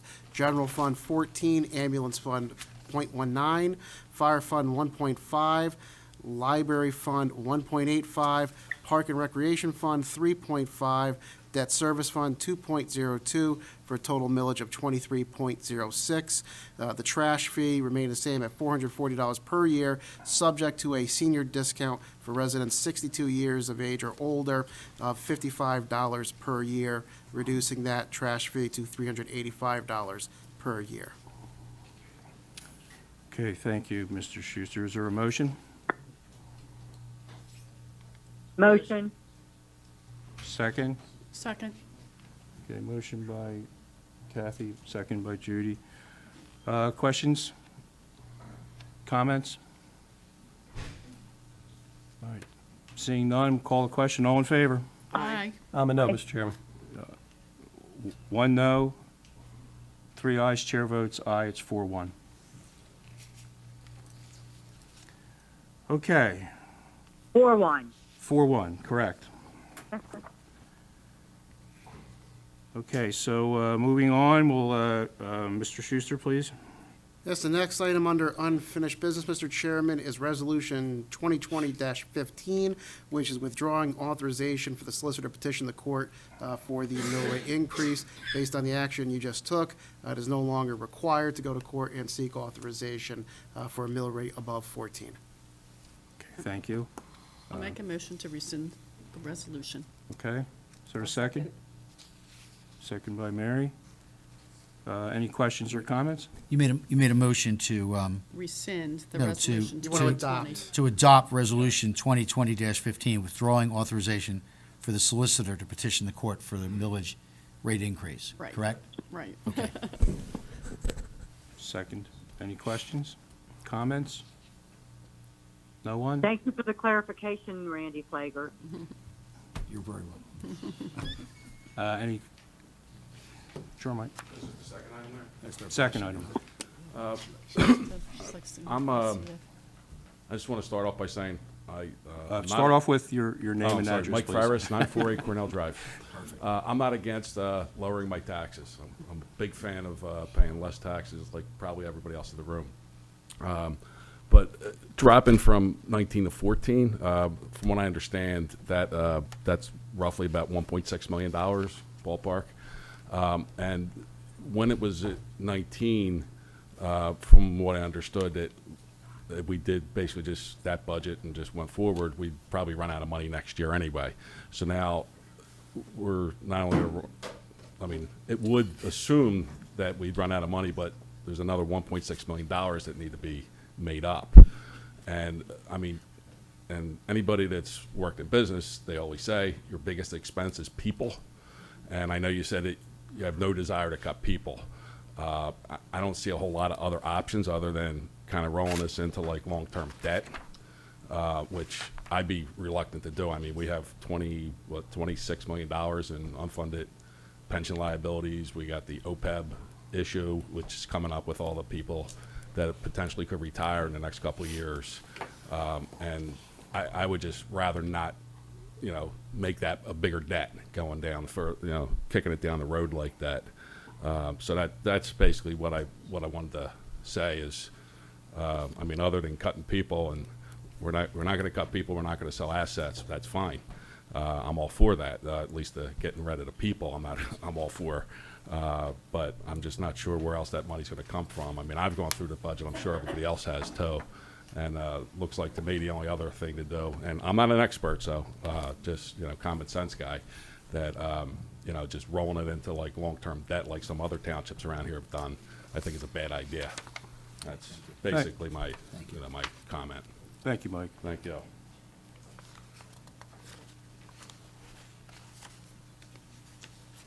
Good evening again. Bob Welsh, 565 Howell Avenue, Warminster, PA. Mr. Chair, you made a statement in the last meeting that we will not be using police pension fund money to run Warminster Township. That being said, are we going to be fully funding the police pension? And if so, what budgets are we going to take that money from? And what services are we going to cut to make that happen? Thank you.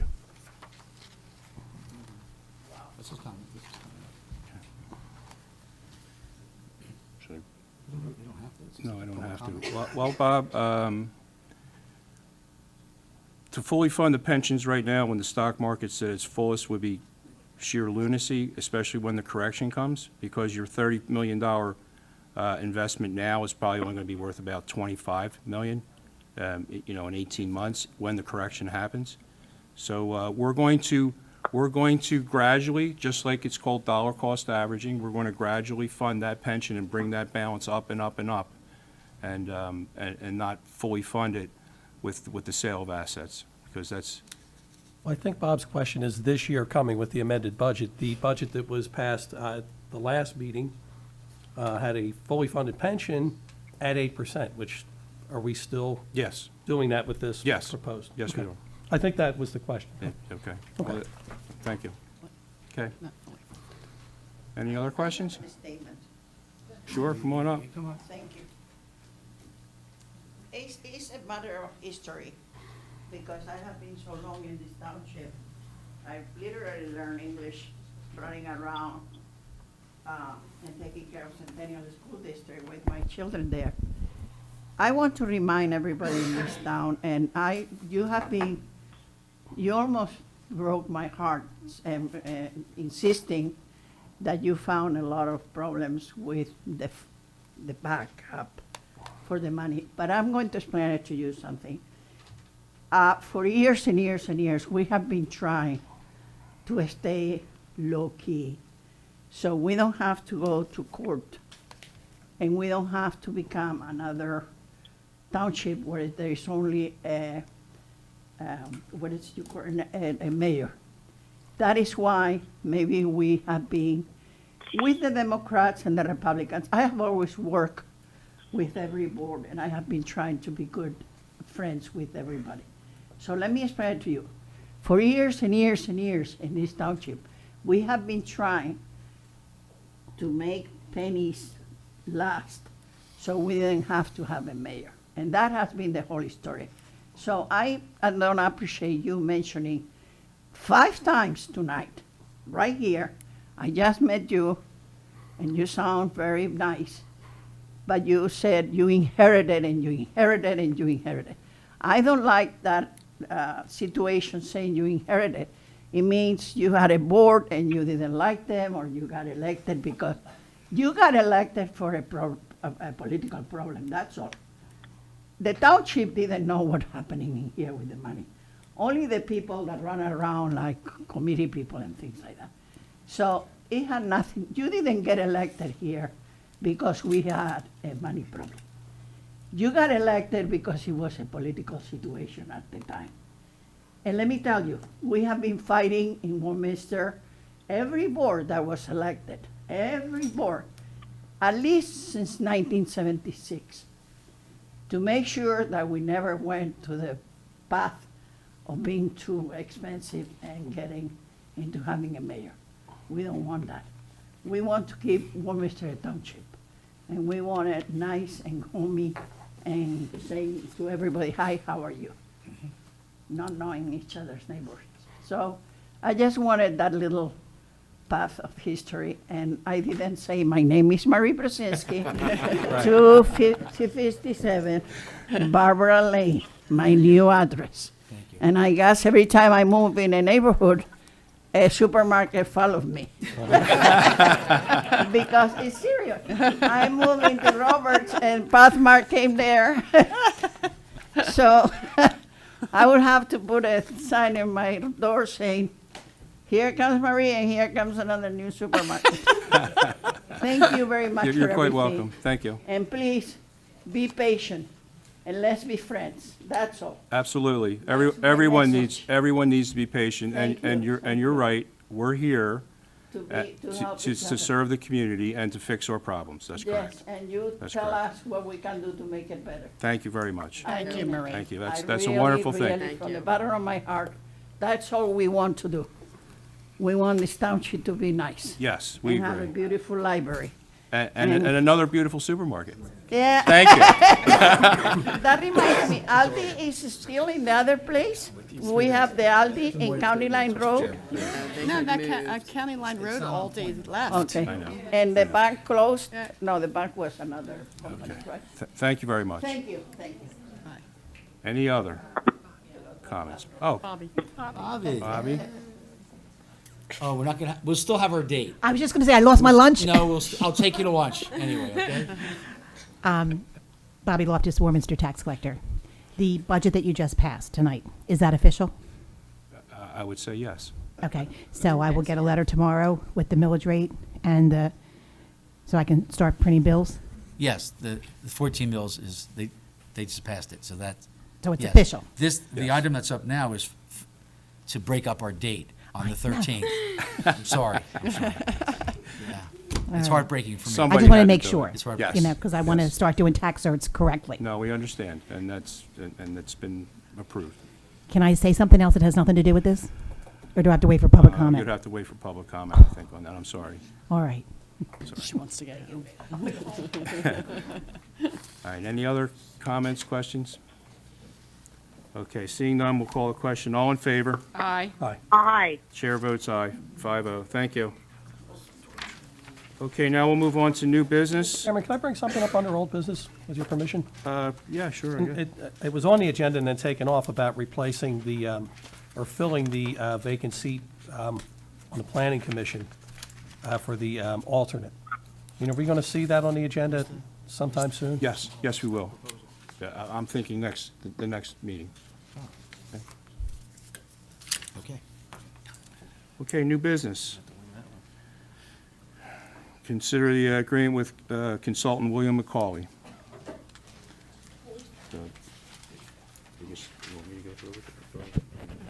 I don't have the agreement. Yeah. Okay, so everyone had the agreement and reviewed it, so I guess we'll, is there a motion to, Well, I have a question on that, Mr. Chairman, why that didn't come through the administration. Normally, correspondence come through the manager's office. I got it directly from the chair. something wrong with that? Should it come from someone else? There's no legal issue. You No, can do there's no whatever you legal want. issue. no legal but issue about I just thought it You got unusual, I mean, that's all. Everybody got it, okay. I mean, it was, Okay. okay. So is there a motion to consider the agreement with the consultant William McCauley? Yeah, I'd like to make a motion that we hire the consultant, William McCauley, for an amount of $10,000 to review our financial practices and help us to retain our budget. I second that, absolutely. Okay. It's a short engagement letter. Can we maybe go over a few details of the engagement other than? Sure. I don't have it. You It's in can your read it. package. Show your tablet. It's not in the package. Okay. We never got it. Oh, you guys, you didn't get it? That's what he was, yeah, Wes, why wasn't it? I don't have I it. thought I sent it to you. Hold on. Hold on. I don't have a copy of it. I mean, with your permission, Have a I can copy? I can read it. It's a short. Yeah, could you? Yeah. Okay, the purpose of this proposal is to provide management, budget, and financial consulting services to Warminster Township on a specific basis in effort to amend the 2020 Township budget adopted on January 23rd, 2020, and achieve a 5 mil reduction in real estate taxes. Macaulay Consulting LLC proposes to provide the following management, budget, and financial consulting services to Warminster Township. Finance, perform financial review and budget analysis for the limited purpose of preparing an amended 2020 township budget that only requires a levy of 14 mils for the general fund operating budget. In the preparation of the amended budget, Macaulay Consulting LLC will identify cost savings, efficiency and effectiveness improvements, opportunities for betterment, in the delivery of services to the township. These will be indirect benefits and not the primary objective of this assignment. Macaulay LLC will begin working for Warminster Township and provide a completed document for your consideration at the February 13th, 2020 Board of Supervisors meeting. Macaulay Consulting proposes to work for a flat fee of $10,000, $5,000 due upon acceptance of this proposal, and $5,000 due March 1st, 2020. Thank you. So, Okay, so that's the proposal before us. Well, I'd have a few first. So we're bringing in a financial consultant to review the budget and provide an alternate budget that our staff already has. Will this individual be coming in and meeting with our staff, dealing with our department heads? I believe he will come in and at least speak to the staff, because he's going to need some information. Right. And then he's going to develop, he's going to assist us in what we need to do to make this township whole. Do we have any ideas of what he's going to recommend, or? Well, he's He has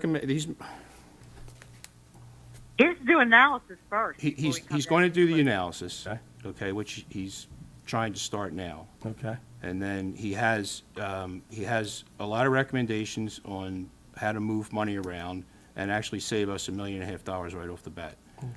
This I'd like to see. I mean, So- I honestly, I personally am not really opposed to another set of eyes. I am opposed to this individual. I've read a lot about this individual. He's been very rough on staff in the past and employees in the past in the places that he's worked.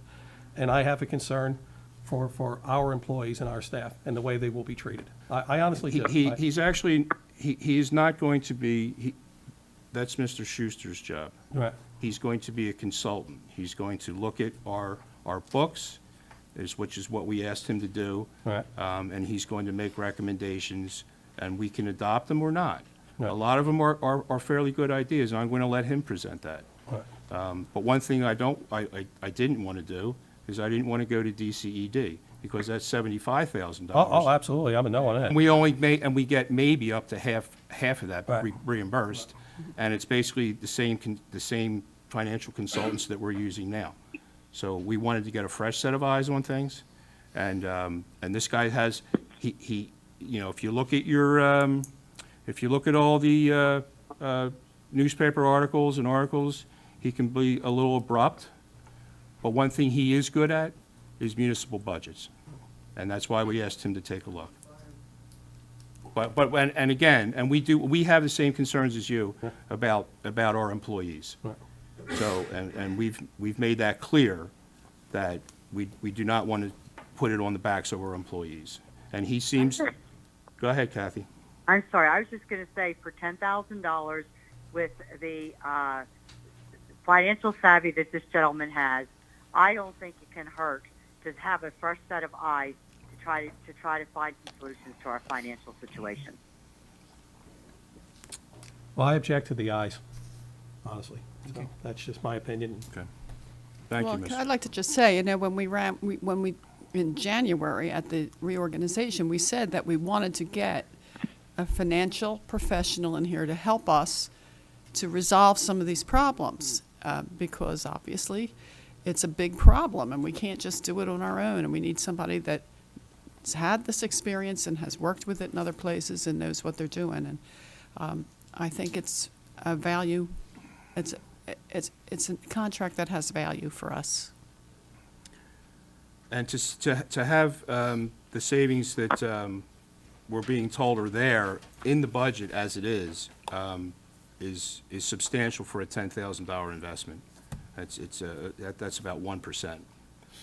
So, our other options are DCED, and you may agree with me that we really don't want to go down that road. No, we don't. That's correct. For those that, well, I don't want to go off subject. DCED was discussed here a year and a half ago, and the entire board at that time said, we don't want to do that. Right. Let's form a budget committee. Let's hire PFM, and that's the road we went down. Yeah, I was on that budget committee. I know, Thank you. I know, and you spent a lot of hours, And we spent a lot of hours, but one thing we didn't have, other than Mr. Schuster, and I appreciate his professional input as well, but we didn't have other professionals we were kind of left to our own devices on that as well. So this is Mr. McCauley has a track record. He turned Bristol Township around in 45 days. They had $750,000. They were actually going into bankruptcy when he came in there. In 45 days, he turned things around. And again, to our residents here and the police department, and John, to your question, he's not coming in and he's not taking over. He's not going to tell us. He's going to make recommendations, and we can adopt them or not. But I see from what he's been telling me that there's a significant ability to change things, make some changes and save a lot of money. And we have to enhance revenue streams as well. And there's a lot of ways that we can do that. There's a lot of ways we can do that, and we do have to control spending. One of the things that we can't do is just have an open checkbook. I mean, we serve the residents here. They want a balanced budget. They don't want to pay more taxes, and I live here too, and I don't. But we want to get a fresh set of eyes on things, and I think for a $10,000 investment, it's well worth. There's value added in that. Because and I've said this many times sitting up here, over the past 8 years, we've outsourced the entire L&I department, the entire golf operation. We're down a head, maybe two at Public Works. Even in-house staff here, we don't even have a receptionist anymore. I'm having a hard time figuring out where we're going to come up with $1.5 million. And the previous board did everything we possibly could to shrink this government here. It's everything we possibly could. You did and I forgot to mention, we went from 53 police officers to 44. Right. By attrition. Yep. So you did everything that you thought was the right moves, and they were. But there's other ways. There's other things that we can do. And you know what? I'm not going to get into that right now, because we want our consultant to look at it, and he will come in here and he will give us plenty of examples. Okay? There's no hidden agenda here. There's nothing to hide. We are going to be very, very transparent, and everyone will see what's going on. And there's a lot of ways to do things. You have to think outside the box. I mean, this is what I do for a living. So, but I'm not a municipal finance guru. So. I'm sorry. Do we have one previously to this person that you're proposing? No. No, and what we're asking for is another set of eyes on things. Okay. So I'm sure everyone wants to come up and make comments. So. Go ahead, Mike. Last month I asked Mike Farris, 948 Cornell Drive. Last month I asked the question that if the court turned us down for this increase, what would happen? And basically I was told Plan B. So I'm guessing this is Plan B, that, because we effectively canceled it ourselves. And, in the little time I had since I saw the agenda come out, I look everybody up. I looked up Mr. McCauley. He's been in Bristol. Gets a lot of praises for turning that town around. But one of the things that people don't mention is when he got there, they had about $38 million in long-term liabilities. As of the end of 2018, they're at $143 million. That's not true. That's what's in their audit report. That's untrue, because I was solicitor there. I know. That is an untrue statement. There was Well, about 78 million unfunded liabilities when he got there, and other things. It's actually lower today than it was when he Long-term was there. debt, on the 2018 audit report shows $143.5 million. There's a different, okay, they have so much money in the debt service fund that for this foreseeable future, for 10 years plus, there will be no increase in. You have to remember that Bristol Township has had 2 tax decreases since 2010. They pay less taxes today than they did in 2010. And they take out a lot of debt, too. Well, let me finish. I was there. I know those books. There's so much money in the debt service fund that covers the interest on that, and that's why there's been no effect on the budgets. It was done. The money was borrowed at unbelievably and refinanced at like 2%, and unbelievably, it was basically free money. When you get money that rate, you get as much as you can. Well, they got a lot of it. Yeah. Well, if you want to know what happened, I can tell you. For that, Before that, Bristol Township, the roads in Bristol Township used to have to be mowed by the neighbors. I know, So- I've read the budgets. No, they had to be mowed, and so they paved 125, 130 miles of roads. Every light is an LED light, all the state of the art. Every park has been redone. The municipal building's been redone.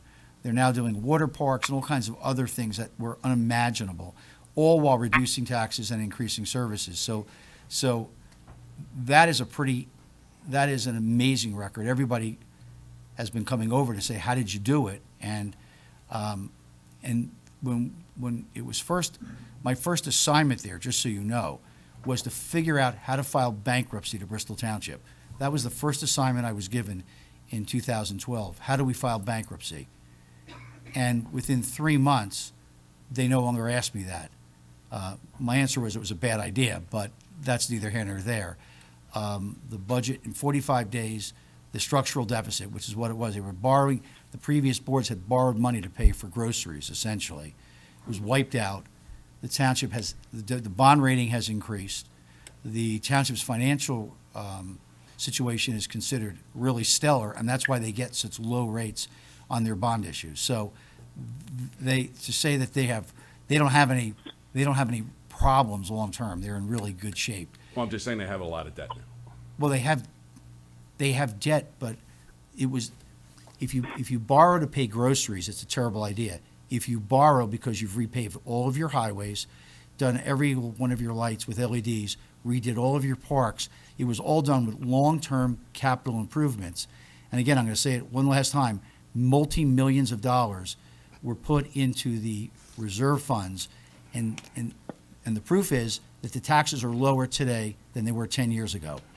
That's what he was able to accomplish. It's called the Bristol Township Miracle, and that's why it's called that, for that reason. Can I ask a question? How come he's not there anymore?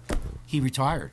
They had a big ceremony, he had a standing ovation. He retired. And he had some, if you know, he had some very terrible personal tragedies in his life. He lost his only child and his wife all within about a year. And it's a terrible tragedy. And he just didn't want to do it. He didn't want to do it anymore. Just couldn't do it anymore. And he's a consultant there. He consults presently, but he had a rousing standing ovation and a testimonial when he retired after 8 years. That's a tough assignment to be in Bristol Township for 8 years. I wouldn't want to be in to there inherit for 8 years. To be in Warminster for 8 years. Yeah, this is a tough assignment as well. I'm just saying. I'm not saying it's any easier here. The difference here is it's a consultant. We're not hiring. We have a manager. We have a good township manager. So that's a different situation. Basically, in summary, we have a lot of unfunded pension liabilities and the OPEB thing coming up, and it's in the over $20 million, probably over 30 if you count the OPEB stuff. I'm just against increasing that debt long term because it's got to be paid. I don't want to be putting expenditures on the township's credit card, so to speak. So that's basically valid point, Mike. That's the way we fund things around here, we're going to let him come in and give us and take a look at everything. And since you brought it up earlier, I don't know if Mr. McKee brought it up or you brought it up about the budget committee. It was there, and I know I was on that with you, and we did spend a lot of time and effort on that. That was 2 years ago. Last year, it was suspended, and I know you were concerned about that. Ms. Hoover was concerned about that because you both got up and spoke against that, getting rid of it. And this year, it just went away. That's free, and you get, you can get 5 people in the township that can participate, give some ideas like we tried to do a couple years ago at no cost. So that's just another suggestion. Thanks, Mike. Thank you. And while you're there, you remember that we put a real nice memo together. Yes, I do. And there was no action. Yes, I do. Yeah, well, we don't plan on doing that. But that's a good point. Thank you. Any other? Sure, come on up.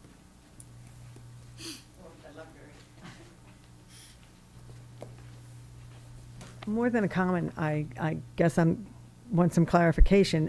We just passed the budget tonight, and what this is asking is to have someone come in and analyze that budget Like, it doesn't, we passed the budget, that's not solvent, that's not gonna help us? I can handle that one. Yeah, sure. So this evening, the action was actually not to adjust the budget. The action was to adjust the mill rate. The budget, based on the board's intent, can be adjusted after April 1st, based on the second-class township code. So I believe what will occur is the recommendations will come in, the board will analyze that, and whatever actions they want to take can be implemented in April. So we passed the budget, we passed the millage rates. Expenditure. Expenditures. I'm confused because when I go to decide how much money I need to put in the bank to pay my bills, which I'm thinking that's what we did when we did the millage rate earlier, I kind of need to know what the bills are. Which is, in municipal government, it's almost impossible to know what your bills are going to be. You know, for instance, we've been very fortunate not to have to plow and salt roads. I mean, not for the guys that are doing it, obviously, but you know, and not for body shops and things like that. Yeah. But looking at our finances, there was a significant savings this year. So you know, Okay. it's a best guesstimate when you prepare the budget in, what is it, in August of last year? We start the budget process, you know, probably the June timeframe, so.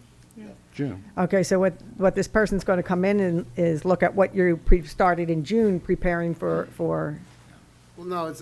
Going forward? There is an adopted budget. Okay. That budget can be amended starting April 1st, which incidentally is a very common occurrence. I believe last year the budget was amended 6 times. So through the year, we make adjustments, so that's a common occurrence. Okay, and one last thing I'm going to say before I sit down is just if any of the new members aren't aware, the library has not requested an increase in our millage. We've been working diligently to work within our budget, and the Friends are working to raise money so we don't have to come back begging for more money for you. That's fantastic. Thank you. Thank you. And I must say, I mean, I know we took a tour of the police facilities, and I have to say, and every department head, and the chief's done a great job. He showed us what he's been doing and how creative he's been, and, you know, we appreciate that. Thanks, Chief. Bob Welsh, 565 Hollow Avenue, Warminster, PA.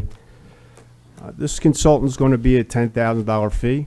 Is that a flat rate, or is this going to be an hourly rate until that's exhausted, or is he going to be paying an hourly rate after the $10,000? Is that? I can answer that.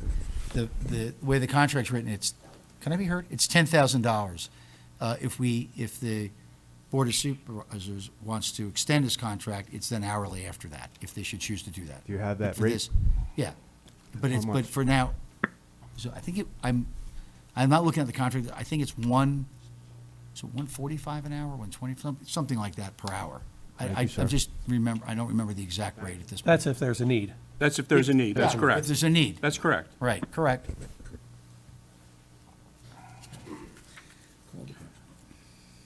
Okay. So, being no more comments, we'll call the question. All in favor? Aye.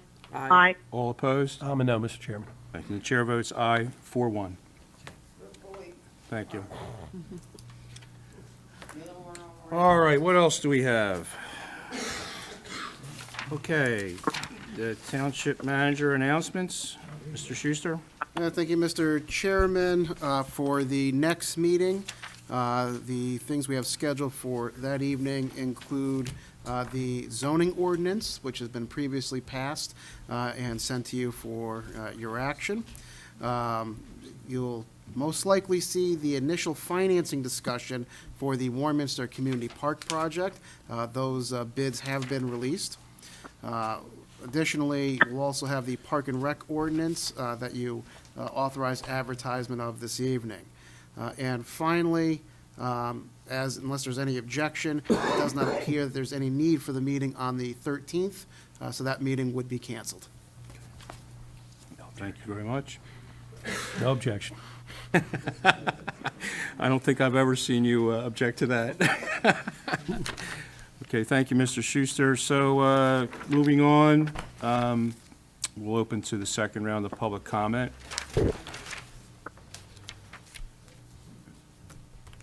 Bobby, I believe you had, Thank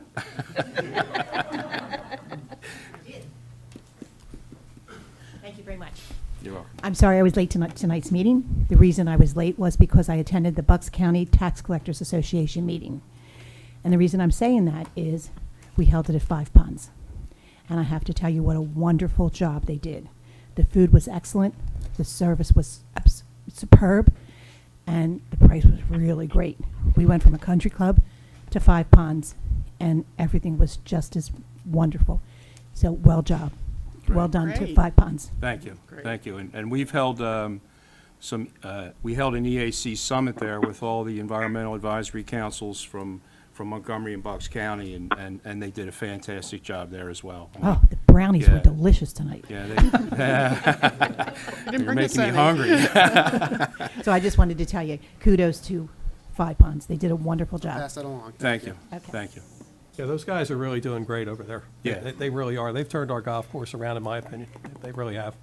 Yeah, they're doing a great job, and you know, at some point, we'd like to see some of our investment, a return on our investment. Yeah, definitely. So hopefully that comes around sooner than later. Okay, any more public comment? Okay, thank you very much. So supervisors' comments, Mr. McKee? Yeah, thank you, Mr. Chairman. I know we touched on the park project. I'm looking forward to that. That's out for bid now, finally. It's something that we've worked on for years. And so the park's going to be dug up as soon as that's awarded and the work gets underway over there. So I think people are really going to like the improvements that are coming. And a reminder, it's very low impact to the taxpayers. It's all done by grant work. Bernie just left already, but Mr. O'Neill got most of the grant for us, and the rest of it came from the county open space grant. I believe the only thing that the township's on the hook for is the soft cost engineering cost, correct? That is correct. Those are not insignificant, though. Which, it's not, but when you look at the millions of dollars and the improvements you're going to get, it's pennies on the dollar. Yeah. So it's really going to be a real nice improvement, but the usage of the park's going to be limited for the summer in the next at least 6 or 8 months while this is going on. And Karen's really working hard to try to place other events at other places. So I want to give Karen a shout out too. She works incredibly hard for us running those parks. I also wanted to wish all the gals out there a happy Valentine's Day, because we won't be together till after that. My Valentine is going to be in Sea Isle City for the polar bear plunge. I'm going to ask Mr. Hayes to please keep an eye on her. I certainly will. I'd appreciate Thank that, you. because I'm sure you'll be there that weekend. Make sure you reach out to me, and we'll go around. Or if she gets locked up, I'll have her call you. Okay. Yes. Well, That's all I have, Mr. I Chairman. have that's a tough one to call in. Mary? I'd like to thank everybody for their input and coming out tonight and supporting what we're doing to help make this work for all of us together as a community. Thank you. Judy? Yes, and I as well would like to thank everybody and for participating. And I want to remind you that we do have a safe place to deposit your drugs at the police department, the front entrance. It's always there. You can just put your drugs in there. I just found out the other day that they collect like a ton, how much, 2 barrels full or something Oh, every there's week? a large quantity that gets removed from there. An enormous amount, but these drugs would be all over the township if they didn't do that. So get all the old stuff out of your medicine chest and put it in the safe zone. And there is a push out the pusher notice, so you've seen some signs here and there. If you think anybody is pushing or selling drugs in your neighborhood or behind your supermarket or your new supermarket, you can call anonymously. You can call anonymously to 215-345-3784 and report that, and it'll be looked into. I wanted to say one thing about the drug collection. Being in what is sitting in the lobby of the police department, for us senior citizens, I give it to everybody that but for us senior citizens, it's impossible to get there. I go to Maxwell Pharmacy and I said, can I give you my pills? And for the dog's medicine also. the dogs only take a pill and then that's it, and you are ended up with 40 of them. So the pharmacy is not allowed to take them.